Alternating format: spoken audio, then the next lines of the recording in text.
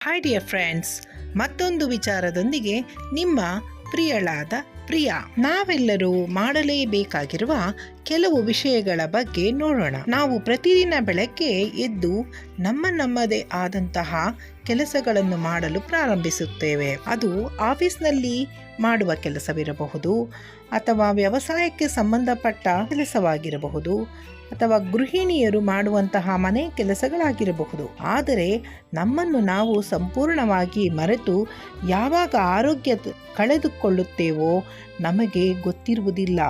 ಕಾಲ ಕಳೆಯು ಹೋಗುವ ಮುನ್ನ ಎಚ್ಚರಿಕೆಯನ್ನು ವಹಿಸಬೇಕಾದ್ದು ನಿಮ್ಮೆಲ್ಲರ ಕರ್ತವ್ಯವಾಗಿದೆ.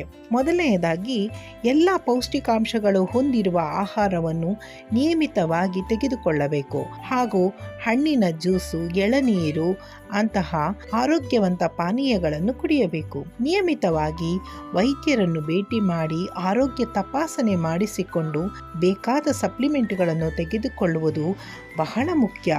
ಮನಸ್ಸು ಶಾಂತವಾಗಿರುವಂತಹ ರಿಲ್ಯಾಕ್ಸಿಂಗ್ ಮಸಾಜ್ ಮಾಡಿಸುವುದು, ಕೆಲಸದ ಮಧ್ಯೆ ಆಗಾಗ ಕೆಲವು ನಿಮಿಷಗಳು ಧ್ಯಾನ ಮಾಡುವುದು, ಪ್ರಾಣಾಯಾಮ ಮಾಡುವುದು, ಕೆಲವು ಸಮಯದವರೆಗೂ ಮೊಬೈಲನ್ನು ದೂರವಿರಿಸಿ ಧ್ಯಾನ ಮಾಡುವುದು, ಮೆಡಿಟೇಷನ್ ಮಾಡುವುದು, ಪ್ರತಿನಿತ್ಯ ಕನಿಷ್ಠ ಪಕ್ಷ 30 ನಿಮಿಷಗಳ ಕಾಲ ಕಾಲುನಡಿಗೆ ಅಥವಾ ಓಟವನ್ನು ಮಾಡುವುದು, ಹಾಗೂ ನಿಯಮಿತವಾದ ವ್ಯಾಯಾಮಗಳನ್ನು ಮಾಡುವ ಮುಖಾಂತರ ನಮ್ಮ ಆರೋಗ್ಯವನ್ನು ನಾವು ಕಾಪಾಡಿಕೊಳ್ಳಬೇಕಾಗಿದೆ.